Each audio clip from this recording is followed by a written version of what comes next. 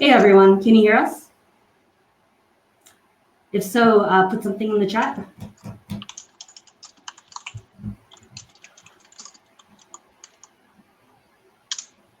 Hello, hello. Perfect. All right, so we're here with a bunch of awesome people, and we're going to be talking about incentivized testnets, learnings from past competition winners. Since, as you know, there's a lot of different iterations of game of stakes happening right now, and since you guys are all interested in running validators, it'd be good to learn from what has been done and see what you can do. So I'll let the speakers take it from here. Cool. My name's Zaki. I'm head of research at Tendermint. Sort of created and executed the first incentivized proof of stake testnet. And I have Adrian here. You want to introduce yourself, Adrian? Hi, I'm Adrian. I'm one of the founders of Cryptium Labs, a protocol engineering team that happens to run also rather large scale validators at this point. Yeah. And very early on, I started setting up the first decentralized testnets within Cosmos, where you had 3 people try to be on a Zoom call and get the software to work. So that's actually how I got into validation. Yeah. I think there's a lot of wisdom in what you guys have done. Occlusion is my validator, and we are also doing product development and running infrastructure as well. JK? Yeah. Hi, my name is JK. I'm the operations manager at Stakefish. Sorry, I missed the earlier part. Are we talking about We're just doing intros. Yeah, gotcha. So Stakefish is a professional validator. We're a validator on multi-networks. It's been founded by Wang Chun, who co-founded F2 Pool, one of the biggest mining pools of Bitcoin and Ethereum. And so wanting to do something similar in the proof of stake space. That's how Stakefish got conceived. And I joined in on this vision of trying to create an infrastructure layer for proof of stake projects. Cool. So we're about a year in. All 3 of us participated in the original game of stakes. We're OG validators. We're about a year in from game of stakes, and we're seeing half a dozen networks, maybe more, running incentivized testnets right now. So I certainly have lots of opinions on this topic, and there are. I think we all do. Yeah, but so I guess the first question is, why do you think so many protocols have gone the route of game of stakes? Why do you think this model has become so dominant? And sort of what? Sure, I think that's a good place to start. I think it's a lot of historic path dependence. It seems to have worked for us of the one of the very first networks with Cosmos. And Cosmos arguably it attracted a very strong validator set. In the sense that Cosmos, I think overall in the proof of stake space has one of the best validator sets in the world right now. And I think a lot of other networks are trying to replicate this. Whether game of stakes is a good way to do this is a completely different question, because I think just doing game of stakes. Let's come back to that. I want to start with motivation. Yeah. For me, I think there are many reasons, but the biggest reason is because you could bootstrap a network, basically. You train the validator sets, you give them incentive to train as well for the mainnet. And then on top of that, you give them tokens such that they're able to make it into the active validator set once the mainnet goes live. So I think the bootstrapping the network is the biggest part of running them. It's at this point, you're effectively paying validators to pay attention to you, right? Because all of us have tons of things to do, and there are about 20 networks right now that you could potentially be looking into. And at some point, you need to have some amount of pre-filtering criteria, which is, if I'm going to spend my time here, is this actually going to be worth anything later on? Yeah. Also for myself. I think it's interesting, and it's worth sort of really pointing out and putting a fine point on it. The motivation for doing Game of Stakes for Cosmos is very different from the motivation of doing doing these incentivized testnets now. Yeah. In Cosmos, we already had the validator community before the idea of incentivized testnets was even really floated. And it was almost 6 months from when I had the idea and somewhat prematurely sort of started talking about it to like we were ready to execute on it. And I don't necessarily think a huge number of people. I think the biggest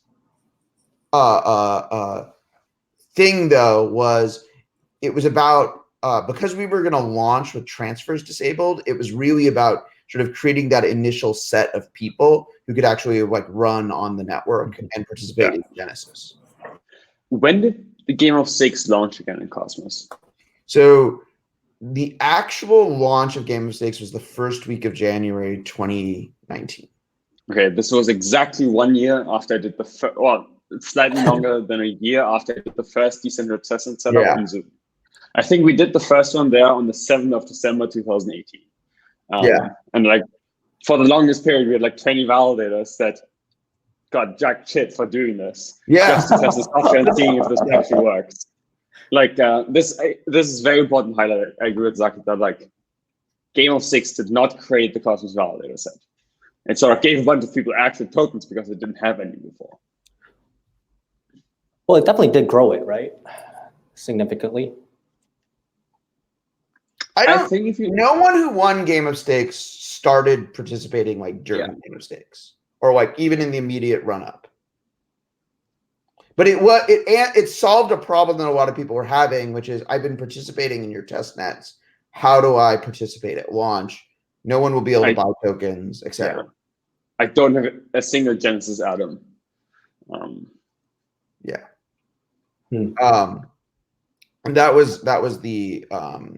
that was really, I think, a big part of the problem that we solved. The other problem that we solved, which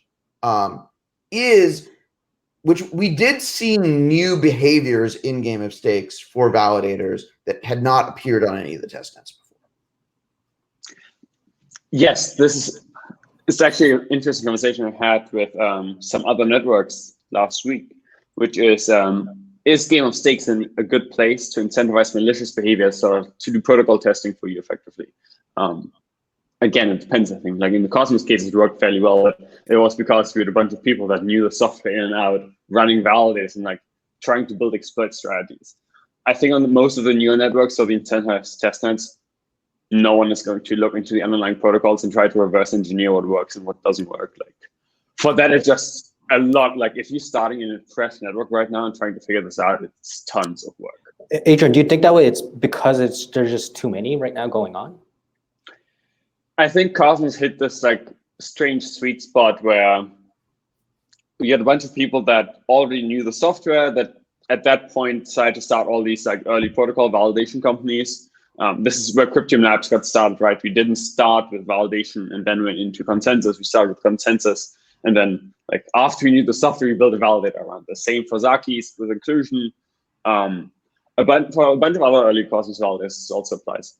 And this isn't the case anymore. Like we aren't validating new cipher and then we're launching a testnet. It's more that like, to like get on the testnet, we're calling it an incentivized testnet, and now people start validate. Like just want to have it incentivized in order to make money of it and like not waste their time with it. Okay, so I have two. Well, we'll go down one direction, which is basically how many incentivized testnets are you guys doing right now? 4 or 5, maybe 4. I think we're doing 3. I think we're at 8. Yeah. 7. 8. I did see. So, what are you guys seeing on those testnets? Are you seeing people who really know the protocol inside and out? Are you seeing mostly professional validators coming in and having like a sort of superficial understanding? To me, Yeah, go ahead. Jackie, okay. Because I think we have a different opinion. Okay, Yeah, from yeah. what I've seen, I'm not seeing like any sort of novel, interesting protocol layer attacks on these testnets. It's mostly validation companies that are starting to figure out how their keys work, how they're automating the infrastructure, how to run these nodes, what the sort of like standard bugs are, because all of these protocols are buggy as hell. All the node software is buggy as hell. So like, do I have to restart these things every 24 hours because they run out of memory otherwise because of memory leak? Yeah. These sorts of things. It's Like more that basic like, DevOps. yeah, figuring out operationally, how do I run this thing? Not what are the underlying protocol faults that can be exploited? Yeah. I mean, I think really you're seeing new validators arise on some of them, on some of the incentivized testnets. Like for example, for CeeLo, if you look at the ranking there, like you don't, I mean, at least they're not like the Cosmos validators that we've seen. They're not the professional validators that we've seen before. And I know some of these guys like really contribute to the protocol code base. So like there are definitely upcoming validator teams that are like very invested in one protocol and trying to build their reputation off of that. But it's just that it's Cosmos had the benefit of like being the first and like just got so much attention that I think you've seen a lot more validators sort of spawn off there. But I think we'll see like definitely 2-3 of such like validators really digging into the code base and really creating protocol layer level attacks rising up from each protocol. I do think so.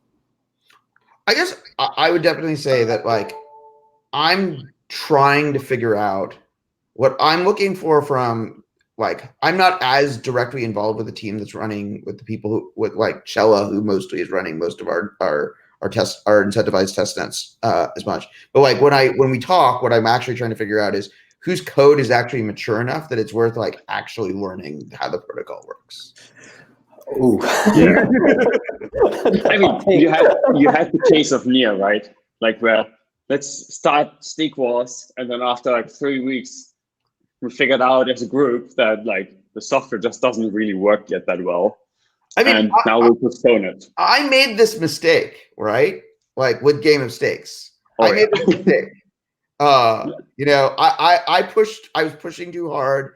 QA I didn't really figure out how to QA the software until after Christmas, basically.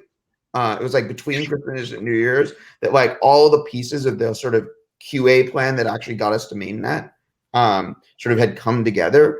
But I you know, usually when teams ask like what have I learned from Game of Stakes, I'm like, don't do that.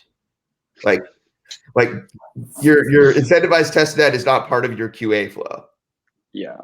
Otherwise you just have a really expensive QA flow. And a bunch of people will be really annoyed at you for doing it. Yeah. Another interesting thing that I've noticed with regards to what you mentioned with Cello, by the way, Zaki on my left and Jackie on my right, that's what I'm pointing, is that validator community seems to be very separate, actually. So like Cello may have its own validator community. Tezos certainly has a completely separate validator set from most of the major Cosmos validators. Kusama and Polkadot will look somewhat similar to this as well. Like there are only a handful of validators that are large on all networks at the same time. But to some large extent, like these ecosystems separated into their own validator ecosystems as well. That's a good thing. Yeah. In my opinion. I did not expect this to happen in the beginning, though. And in the beginning, I sort of expected there would be a global validator set that people would compete for. Not that every individual community would start bootstrapping its own validator set. It's quite nice to see, I have to say. Zaki, are you saying it's a good thing in terms of security, just because they're all independent of each other? Well, it's a good thing to have. I think it's good to have sort of better incentive alignment between like here's the problem. One of the things that I view as like a real risk of Game of Stakes, and I'm, you know, it was a success because we had this really broad validator set which launched the Cosmos Hub, and it gave a lot of people opportunity to kind of jump in. But you know, exchange, you know, this market is moving, exchanges and custodians are much bigger players in the validation game than they were a year ago. I think regulatory approval to offer staking products in the US happened way faster than I would have anticipated. And so, I think already sort of indie validators are having trouble competing. But if to the extent that any indie validators are going to be able to compete in this market, it's going to be because they're protocol specialists. Yeah. But my statement did not imply that these independent validator communities are protocol specialists. No.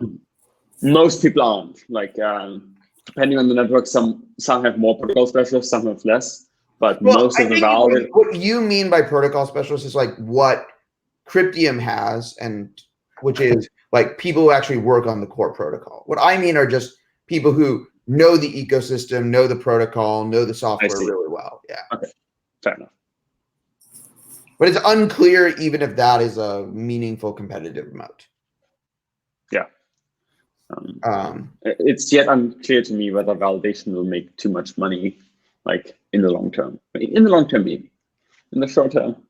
I think that's a discussion point for the next panel, right? Yeah. Oh, really? Yeah.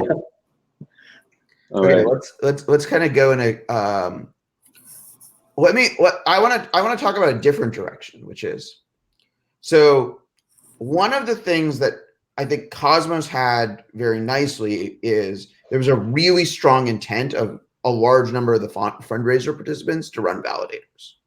I don't, a lot of these protocols that are launching now have basically heavily, venture capitalist institutional based token distributions who, and while I think a lot of VCs have intent of setting up something like Polychain Labs, I haven't yet seen those appear as much. And a lot of them are running white labeled on a staking as a service provider, rather than actually having spun up their own teams.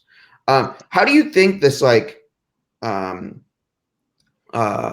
just think about how this affects token distribution, and how much incentivized testnets can push back against having this problem of sort of an overly institutional token distribution? I think practically speaking, a lot. It depends. So either networks are very shy to share anything about how these tokens are valued or how they're distributed and sort of which VCs hold how much. But unless you're plowing 30% of your token distribution into an incentivized testnet, you're not meaningfully decentralizing or distributing tokens. If you're giving out individually 0.5% to people and overall you're giving 5 to 10% to people, you still have 90% held by the VCs. So I think so far no one has been brave enough to really put money behind incentivized testnets. Maybe this will also change in the future. We'll see. Yeah, definitely largely agreed with Adrian here. Coda, what their incentivized testnet, their Genesis program distributes 6.6% across 10,000 people. And that's a drop in the bucket. They're not going to make a huge dent in how the coins are going to be allocated on Genesis. It'll be definitely biased towards institutions. But from our point of view, it's it's still meaningful in that you're still giving a chance for these independent or these savvy validators to rise up. And I think that's good enough, because eventually some of these might be plugged into these fund teams that actually spin up their own validator operations in the future, or it might be outsourced to these validators. Who knows? Another, I think, so a lot of the problems in the crypto space come from the idea that teams try to get a very long tail, where they try to have thousands of people get small amounts. But what you probably really want is you want to give 50 to 100 people a medium amount. So if you give 6% to, let's say, 20 people, that'd be very useful, and that's probably better for your network in the long term than trying to get a tiny amount to 1,000 people.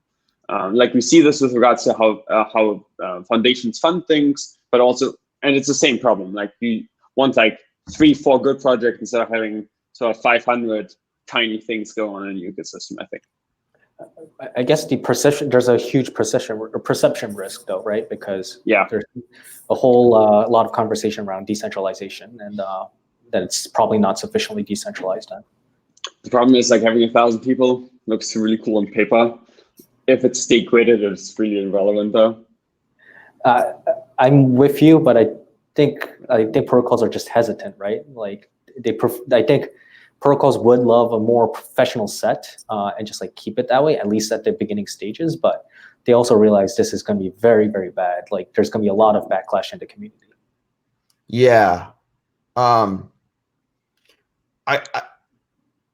don't, it's an interesting question, like how permissionless these validator sets end up being in practice. You know, so far it's mostly been in what churn we've seen in the Cosmos validator set has been heavily tied to like individual whales sort of moving their allocation. What are you seeing about this, Adrian? Validation is extremely sticky. So something like Tezos, the distribution isn't really going to change massively, I think. This is sort of what we ended up with. This is who holds the tokens, and this is how they're delegated. In Cosmos, this sometimes still happens, but even there, the validator has become rather static in the sense like the top 30 or so are sort of figured out at this point.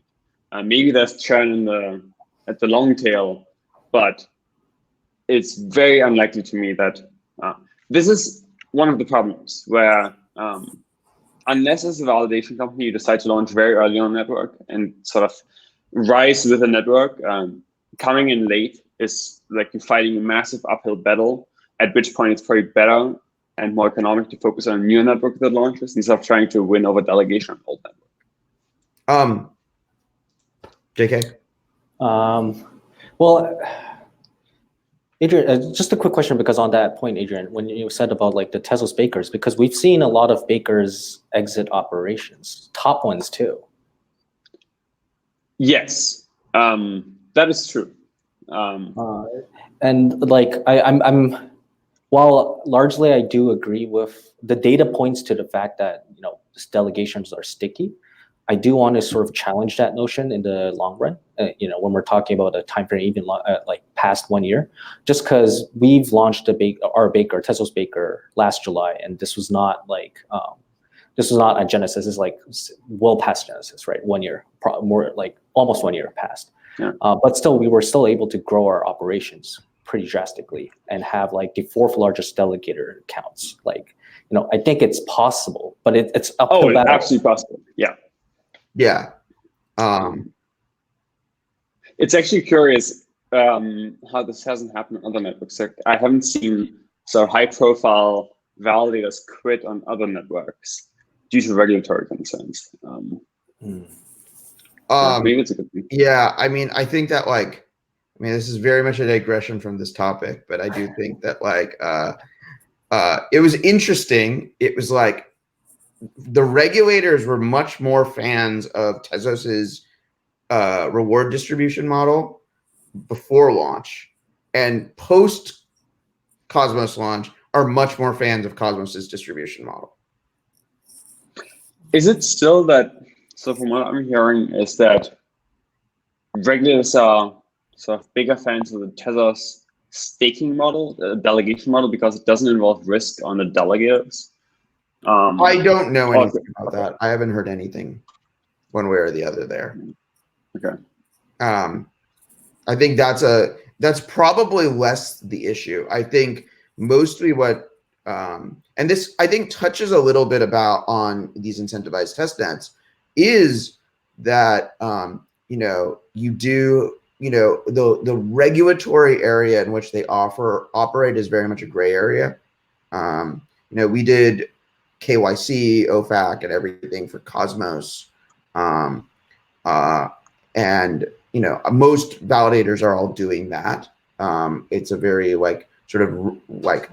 heavy regulatory burden that is being carried to launch these networks.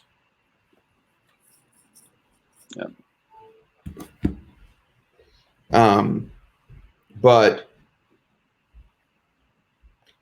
how have you guys found, like, you know, because we didn't use a vendor. It was like me and Jesse and Michelle pretty much did every one of the KYCs and it was like, it was a nightmare. It took like days and days and days and days. You know, I'm sorry, Zaki. I'm sorry. I'm not blaming you. I asked for what happened, and it was worth it. Oh God. How has the experience been signing up in a lot of these networks? From our end, we're seeing people use CoinList a lot, I guess.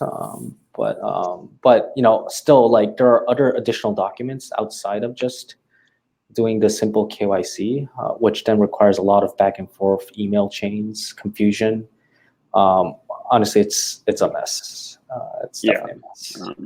I mean, it very much depends on the network. Sort of at the one extreme, we have, I think, Solana to me, which is, I'm not suggesting the contracts are bad, but it's just like, it's like 20 to 30 pages worth of contracts. Yeah. Where you just go like, if I actually have to review this properly and like consider the consequences of this, is the amount of tokens I'm being allocated from the incentivized testnet actually worth it? Like, sure, if you just sign things, that's just fine. But if you actually have to care about what you sign, generally running Solana testnet infrastructure is expensive. But it doesn't have to be this way, right? When you look at something like Kusama, Kusama is very lightweight. It required no legal interaction with any other third party. You just sort of run the network. And I think Kusama is actually a very interesting model for incentivized testnets. Like launching almost, because it's at this point, it's not really a testnet. It's like, it will never go away, I think.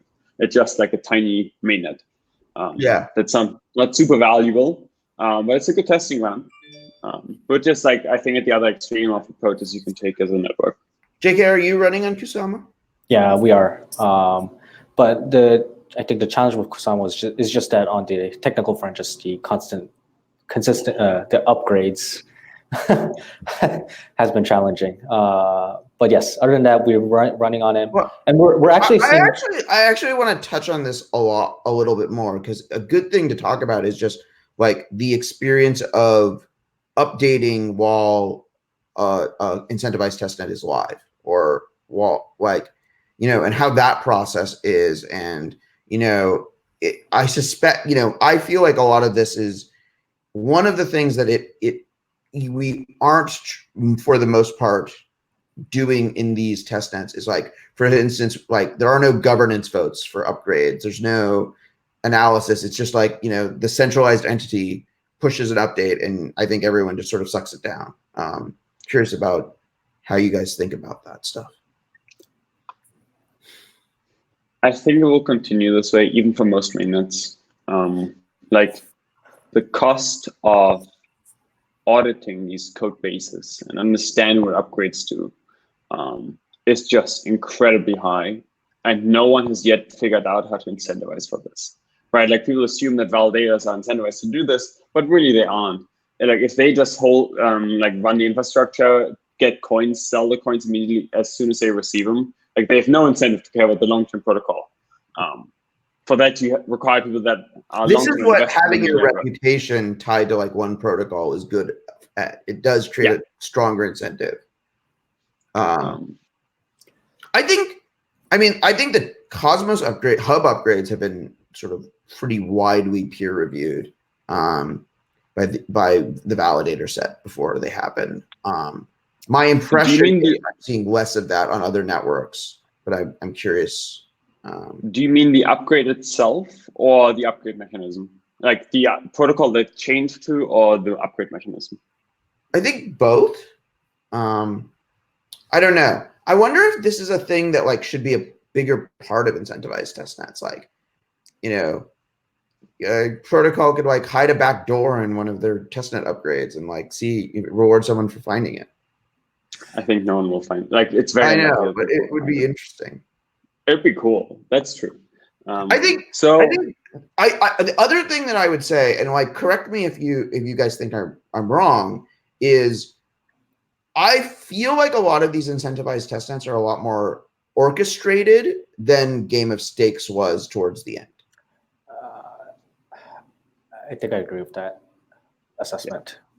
Like we kind of like wanted Game of Stakes, especially like sort of the last week of it, to really be like a kind of like Wild Wild West. But then there's definitely pros and cons to that, right? Like because people were just unsure of like the reward schemes, like how like people were rewarded on Game of Stakes. There was a lot of confusion on that, what they need to do. My bad. No. It's just like, but like the upside is, see, right? Like as you mentioned, like you introduce a lot of chaos and people experimenting a whole lot of different stuff. People, I think, some of the protocol teams took that and said like, oh, we'll try to make this more formalized, which is why you see much more orchestrated attempts than just be like all hell break loose, go for it. Yeah. I think the only one that comes close to this is Kusama with Polkadot, where it's like super unclear what's happening. Kusama actually reminds me a lot of Game of Stakes, I have to say. Okay. It's sort of like super messy. The software is, at least the cycles at which the software is shipped is somewhat faster, and due to that, the software is way more unstable some of the time. Like I'm actually super happy with the Game of Stakes software that we used at the time. At least it like didn't break every 2 days. But yeah. I'm frankly kind of amazed at like the willingness of people to like. It does seem like there's like a good chunk of people that are willing to like put up with like a considerable like more software instability at this phase than I would have expected. Are you talking about a protocol in particular, or just generally? Just generally, like people's patience felt like it was wearing pretty thin as I got towards the end of the Cosmos testnet cycle.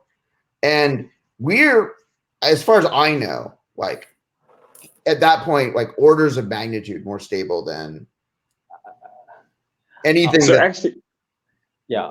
Like I just wanted, yeah, go ahead, Adrian. The Polkadot nodes are not per se unstable. Okay. They just hit brief periods every 4 weeks of 1 week complete instability because there's 0 Q&A fields going into what's being released. It's like someone writes code and it's like, this is now a release. Have fun. And all of a sudden it's like, these things just randomly drop out of consensus. They just crash because they're out of memory. CPU just 4x for some reason. No one knows. So how do you handle that? So with Kusama, so like with Game of Stakes, like literally what happened is like people were just not sleeping. Yeah, that's true. Like that's not sustainable. What's happening? So this is in Kusama. The way this works is mostly that this causes slashes in the system because you're offline, and then there's another upgrade period. A bunch of people go down. People start complaining, and then governance, however decentralized you want to consider that to be, just reverses all the slashes. Yay. Oh, so they reverse slashes on in Kusama? Interesting. Yeah. Otherwise, this would have been completely unfeasible. Because for the longest time, there was a period of 2 weeks where people just kept getting slashed over and over, even if they did everything correctly. Also, but Zaki, I want to challenge your earlier statement about the fact that you think people are more comfortable with the instability for 2 reasons. One is I think people are less prone to express what they think really, just because some of these validators, especially independent ones, they will rely on foundation delegations eventually. And it's better to be in the good graces and not like try to sure be too critical. Second part is there's a lot of networks, right? Meaning that your attention span, you could just jump onto another network if you're like, I'm done with this, I'll visit back in a week, maybe it'll be more stable then. And so like there's a lot less like people like thinking like just getting angry and just complaining. Got it. Interesting. Should we take? There are like 3 or 4 questions here. Yeah, we happy to talk about some of these questions. What is the most decentralized network you have worked or working with in terms of validation and core development, in your opinion?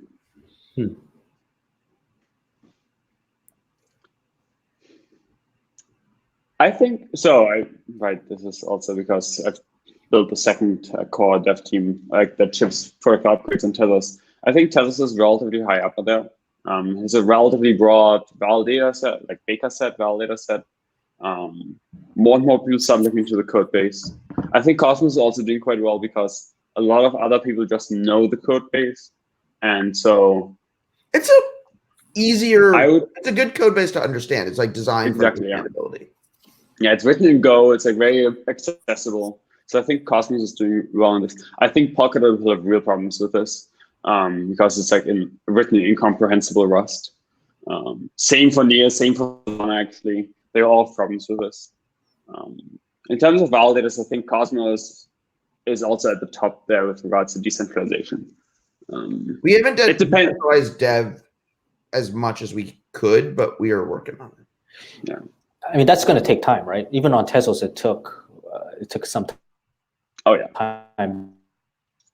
for the outside dev teams. Yeah, I want to go faster, but we'll see. Like it's mostly, I think, a function of having a governance process that's somewhat structured enough in order to allow other people to contribute. Because otherwise, it's very hard for a team to jump in and go like, well, hopefully there is a process by which my thing goes through, but we will see. Yeah. This also comes down to also like the upside. I'm tremendously curious about Kusama, but I don't have like any appetite to actually run nodes. Well, I'm running 32 of them. Yeah. How's that? They're also running this experiment that we were like unwilling to do for Cosmos, which is like we think that like you're doing what we said would happen, which is like if you just like try and like force decentralization on the validator set, like Cryptium will run 30 nodes. The funniest thing is people started accusing me in the beginning of like, you're clearly attacking the protocol. I was like, no, I read the protocol. This was designed this way. You're not doing this correctly. Yeah. But no one else except Stake. So Stake has now hired a guy that spun up 20 nodes for them, it seems. That's fascinating. Yep, Stake and Cryptium are the top 2 ones. Yeah. And like, if all our nodes are in, we're running like 25% of the network, which they generally are. Like I'm thinking of starting another cluster of 16 nodes. So running 4. And I forgot it was me or like someone actually specifically asked during one of these validator like AMAs, like, are we allowed to run multiple validators? And like the answer was clearly yes. Yeah. So, but yeah, I think Cryptium and Stake are probably the 2 that has been able to do this at scale, and you guys have been preparing for it well in advance.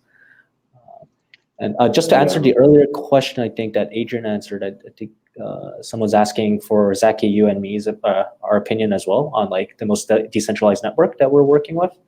I largely, I think, agree with Adrian on Tezos and Cosmos, and I think that shows in sort of the market's perception as well, that they're relatively the more mature proof of stake networks, really making progress, and the validator set is pretty at this point stable. So what I'm going to say is, so I'll just like actually caveat that a little bit more. One is the Tezos Foundation has been very good about funding and spinning up multiple dev teams. So far, though, I expect to hear more along these lines in 2020. The Interchain Foundation has not been as aggressive with spinning up sort of as much overlapping Cosmos dev teams, though we've had teams that have been working on sub protocols and stuff like this. But it all really requires IBC to pull all of these pieces together. And there's been basically just like the Agoric team, the Tendermint team working on IBC for the most part. The other good thing, though, that has been about Cosmos is in my opinion, is the fact that so many people use the software to run networks other than the Cosmos hub. And that has an effect of diversifying the dev pool quite a bit. Yeah, that's a good point. Like people using Tendermint core under the hood. I mean, yeah, using the Cosmos SDK, using Tendermint core under the hood has broadened the developer ecosystem enormously. I strongly suspect that if like, the Cosmos core team was all struck by a meteorite or something like that, one of these other teams would probably just see it as being in their interest to step in. Yep. Yeah, I basically think only Tezos and Cosmos have the ability to, like, if one sort of hierarchical organization of developers actually, like, the boat trip sinks on the team retreat, actually like have like enough diversification to actually pick up the pieces right now. Yeah, I really like that point. I might use it in the future as well. We should introduce it as the metric. If your boat sinks, does your network sync with you? Yeah. There's always a boat. Like there's like my experience with Cosmos, at least, and like a number of other protocols, is you eventually get everyone on a boat. Oh yeah, that's true. Yeah, what was it? One of those It's happened many times. Yeah. Well, Also, you get a bunch of people flown to the same location for a conference. Yeah. Like, so there are probably not the multiple best. teams, there are multiple retreats. There's a lot of people who know how the system works. It's good. I hope somebody would feel it was in their interest to step in the event that anything happens to us. Another interesting question here, maybe. How can we make validators at the bottom of the list be operationally sound to a point where it continues its operations? I have no freaking clue how to solve this problem. And this is related to the topic here, because this is what happens. You do this incentivized testnet, and you largely create this group of validators that are like at the margins of economically, and essentially the entire sort of AUM of proof of stake right now is largely too small to support that many validator operations. I mean, like practically speaking, in terms of basic math, you're talking 1% of AUM, right? 10% average network inflation, 10% average commission rate, 1% of assets under management over year. And that's not a lot, because unless you have like massive amounts of stake. I think what Celo is doing could be interesting, because Celo also rewards node operators individually, but it doesn't seem that Celo allows for this splitting across many different keys the same way Kusama does. But it requires, like, I think centralized networks will have an easier time making the bottom tier operator or the bottom list operators more economically stable, because they can have other civil protection mechanisms, and then they can pay each node operator individually sort of a base fee. But doing this in a completely decentralized fashion is really hard. This is what I think is really the point, and like there's some discussion about this on the like in the Cosmos community today, which is this is the trade-off between permissionlessness and like having like a decentralized validator set. Is if there is some entity that chooses and permissions entities into the thing, or a small group of entities, yeah, then you can like have a planned economy. Where you're like, like there's guaranteed validator income, basically. And if you are trying to run the experiment of a perfectly permissionless system, you can't, and Stake.fish and Binance and Coinbase will all press their advantages, and we got to live in that battlefield.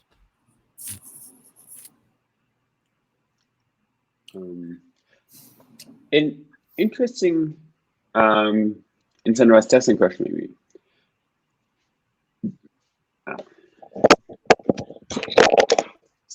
Giving up on the AirPods. No, now you're Darth Vader echoey voice. I think you're probably through the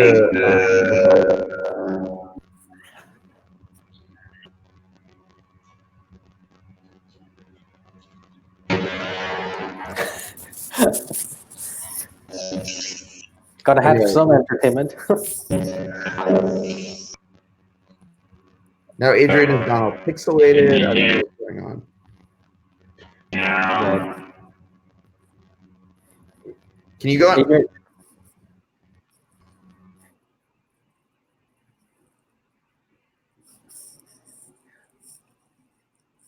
Okay. Okay. we lost Adrian.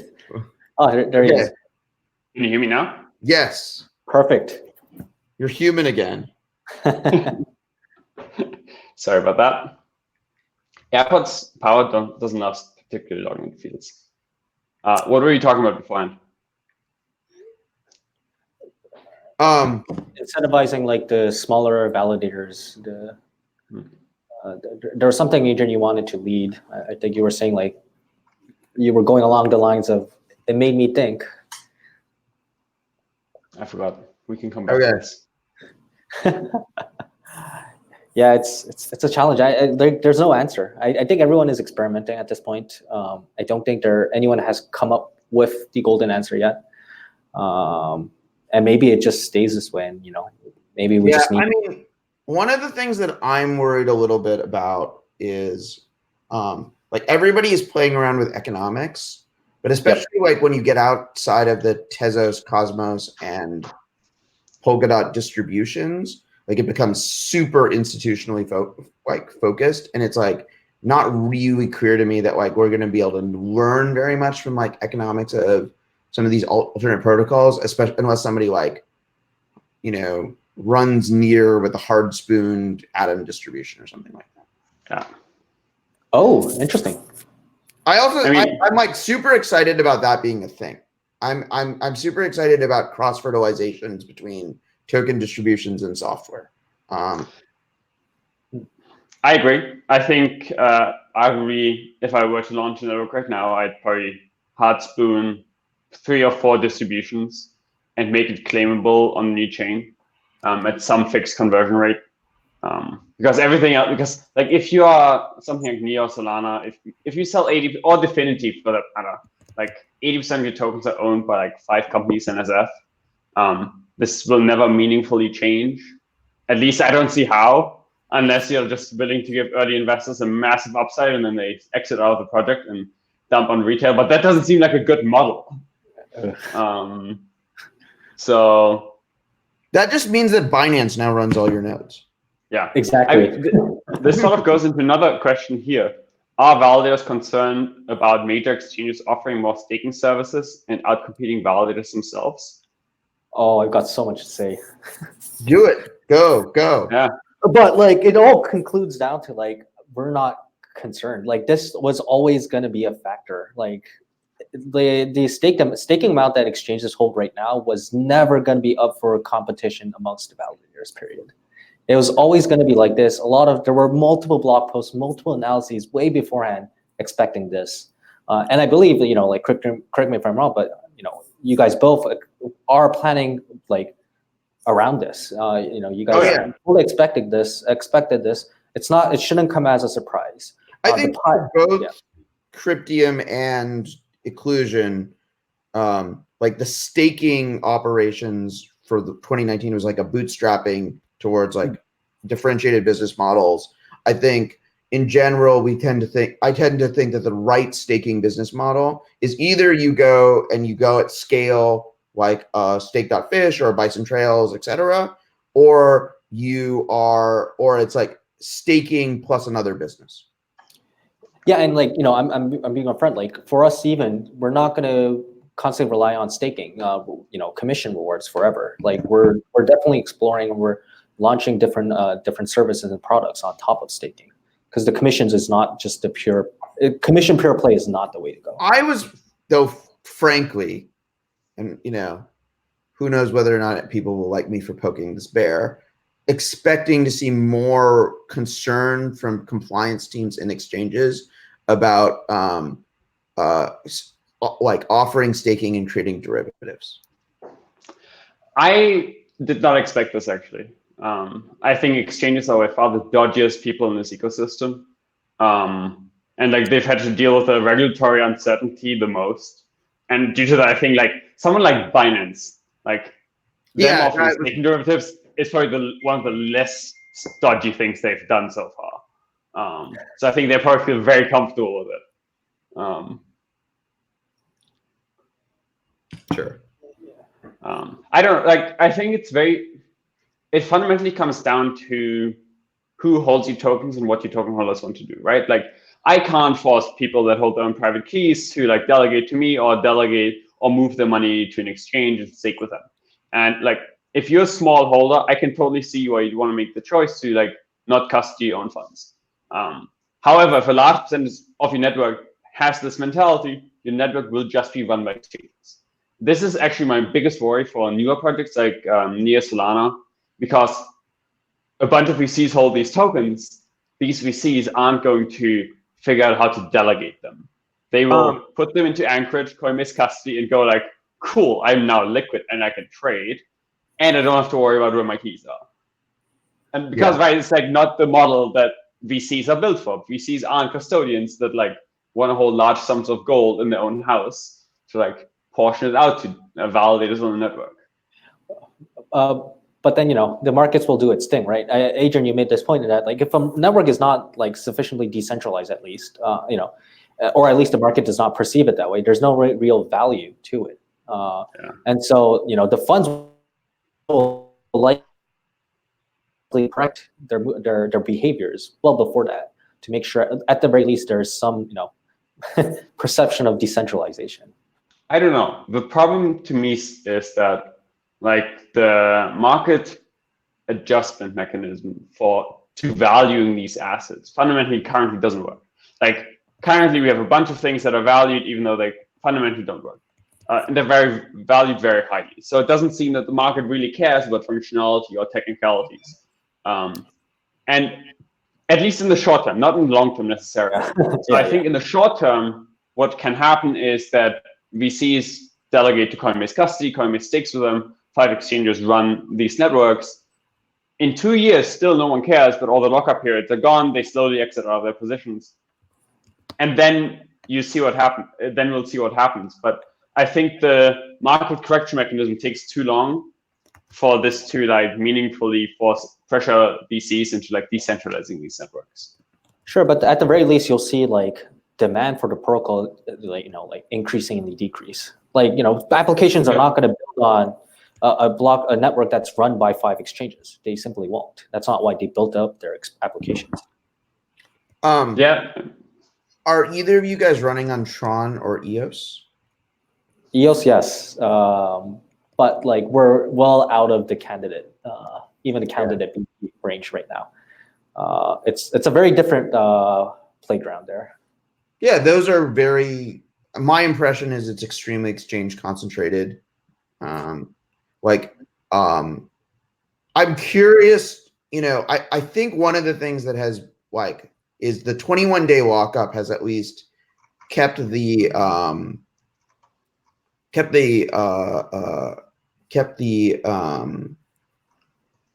reality with like exchanges have been a little bit more conservative about how much they stake, etc. It's not going to last forever. But you're right. The lockup period is one thing they'll need to consider. They'll also need to consider the withdrawals, amounts that they see daily on a daily basis. For security reasons, also they might choose not to keep their wallets on a staking wallet. I think there are challenges that exchanges are addressing right now, such that the one thing is I don't expect the staking reward rates on exchanges to be as high as some of the validators. So I think that's one thing that's going for validators at the moment. Really? I'm expecting that all exchanges will run at 0 fees, because staking is not their business model. It doesn't have to make the money. As the business model, if I'm Coinbase, I'm caring about attracting more people to my platform so they trade and spend money on trading fees. And this is specifically true for Binance, actually. Yeah, I'm not disputing the 0% fees, but I think they'll be doing fractional staking. Which would then fractional staking. If they've got 100, if they got customer deposits of 100K or something, they're not going to stake that entire amount. They need to set aside a certain amount for withdrawals, which would decrease the effective staking reward rate that drops to each user. Oh, yeah, I see. Yeah, that makes sense. That's also, exchanges are very good liquidity management. Yeah. Interestingly, I don't think we see any exchanges doing incentivized testnets. They don't really. There's no incentive for them to. Yeah. I have to say that dynamic is interesting. Is it like you see some of the investors in the funds starting to participate in like the testnets for their projects. A16Z is on the Celo testnet. But even for those, some of them are just being, they're being contracted off, right? Yeah. Almost all of it's being contracted. Yeah. Like I said, I'm not aware of another team like Polychain Labs yet. Yeah.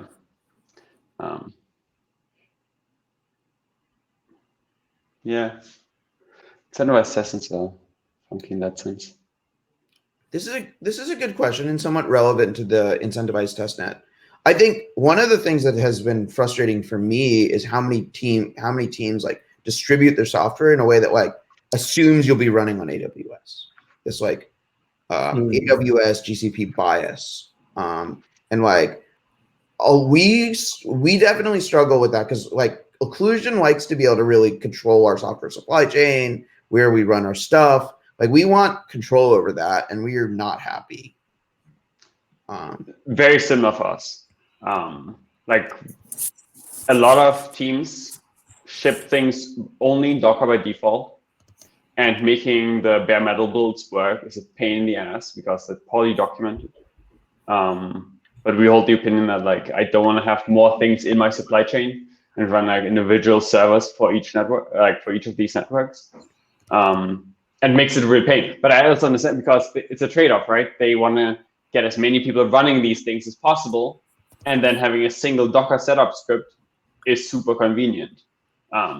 It depends what you optimize for. Do you optimize for sort of like 10, 20, 50 high-quality validators, or do you optimize for having 500 validators, each one of them who spend $5 on like setting up VPS somewhere, and just clicks go, and hopefully this never breaks.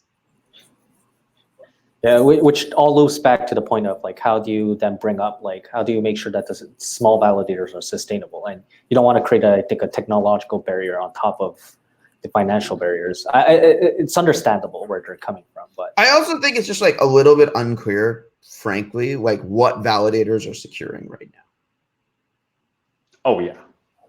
Like what? I think they do a good job. They're like securing, like they're protecting liveness pretty good. Like liveness is a big part of what validators are doing right now.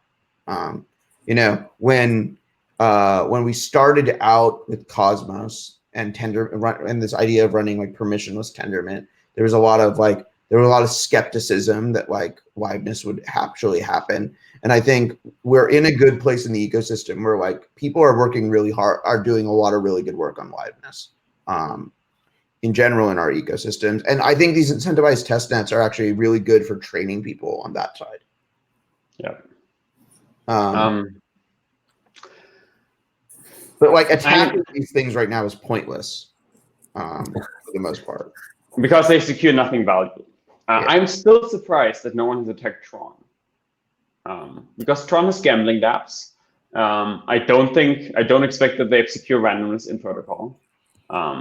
I'm expecting that if you can run Tron validators and start fucking with gambling dApps on Tron, you actually may be able to make money on this. I thought that I don't know what the status of like the proposed Kyber EOS Ethereum bridge was, but if that thing comes online, it would actually be like pretty interesting to run attacks as an EOS validator.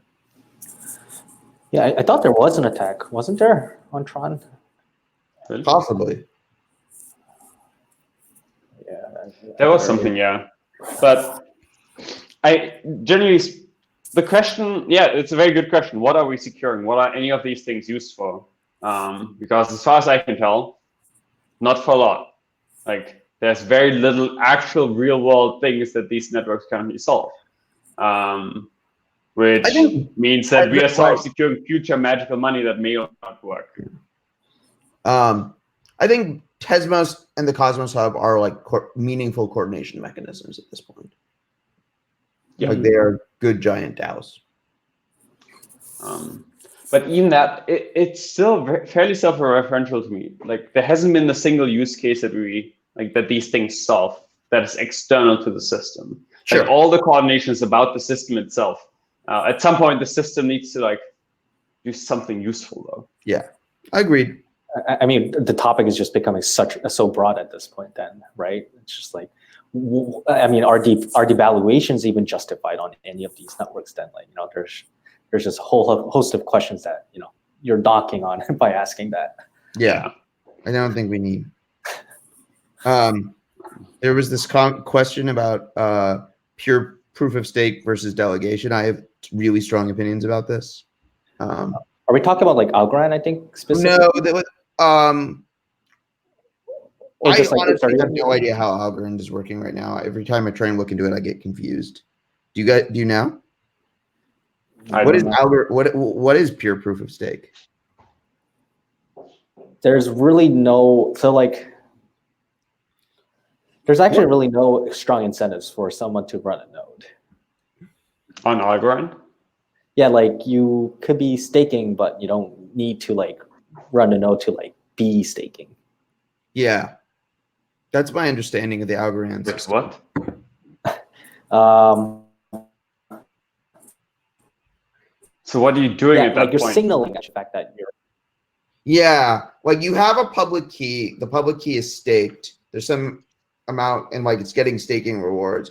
But because like Algorand works on this like random subcommittee selection, and if a subcommittee is not live, then it just selects a new subcommittee until its subcommittees are live. Cool.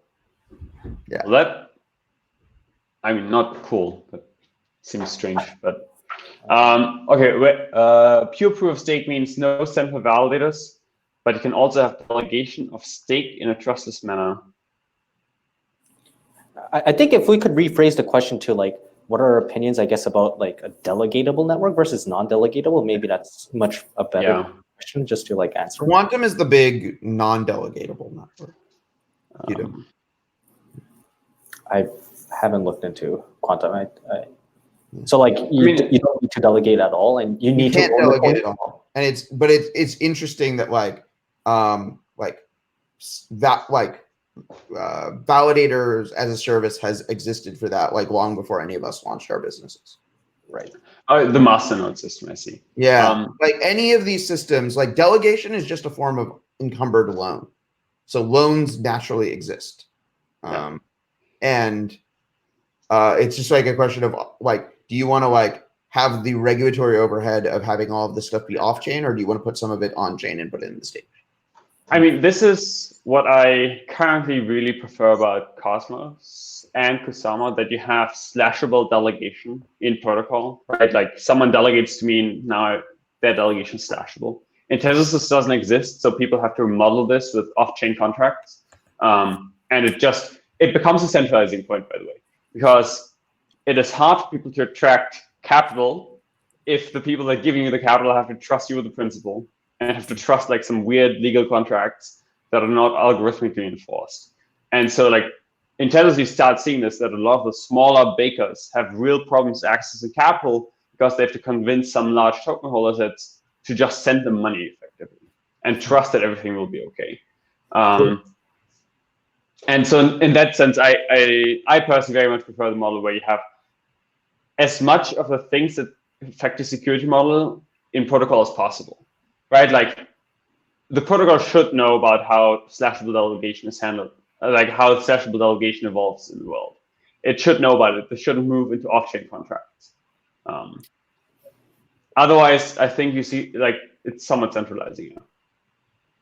So what I'll say, okay, so I think we're gonna wind things down now. Just like sort of last thoughts. I guess my last question is, so it's been a year since Game of Stakes. We see all of these incentivized testnets. Will we see a year from now, will there be more incentivized testnets or fewer incentivized testnets? Predictions.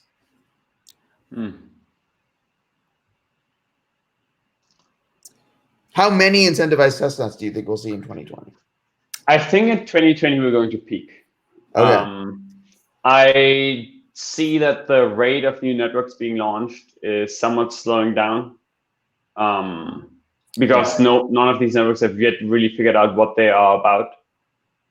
So maybe in 2021 this starts picking up again, but that more networks start being developed and start being launched. But right, because sort of the peak in network funding was set like 17, 18, early 19. 17, and so now those things are coming online, but then 19 there was very little funding, so we'll see a drop off where these networks stop, but we don't have networks that go live anymore. That's my prediction, at least. For me, definitely the numbers will decrease, at least in the networks we're monitoring. Most of these are bound to launch this year, so less incentivized testnets. I predict that incentivized testnets will be geared more towards the smaller independent validators and no longer for professional ones. And so there'll be much more community-driven sort of attempts to get like hobbyist validators onboarded. And most professional validators will actually like stop participating in incentivized testnets. Yeah. Cool. All right. Yeah. I sense that like we'll see a lot of things inspired by Game of Stakes in 2020. By 2021, I think the incentivized testnet space may be pretty quiet, and then maybe we may see more interesting stuff in 2022, unless there's like a sort of clear winner from the 2020-2021 timeframe. Cool. All right. Thank you very much, guys. Thanks. Thank you very much, guys. Have a nice evening, morning, wherever you are. Thank you for all the listeners. I love this model. I was so happy to participate in this. This is it's a lot of fun getting on the plane and getting coronavirus. Oh yeah. Have you stocked up on like face masks and food and water? Oh God. I'm not that concerned about the virus. I'm concerned about the fear of the virus. So. All right. Thanks, guys. And always good to see you. We have been working together for many years, and it's always a pleasure to hang out. Indeed. Thanks. Hey, guys. Have a nice day. Bye-bye. Bye. I don't know how to end this, so I'm just closing the browser. Wait, I think shouldn't. I'll text Hissam to take us offline. Yeah, she told us she was like she told me to go to 10:45. It's 10:45. So I'm also want to go to sleep. Exactly. Where are you right now? California. Gotcha. I don't know if the live stream. I assume the live stream. If all of us leave, it should stop. Okay, so let's. Okay. All right. Bye bye.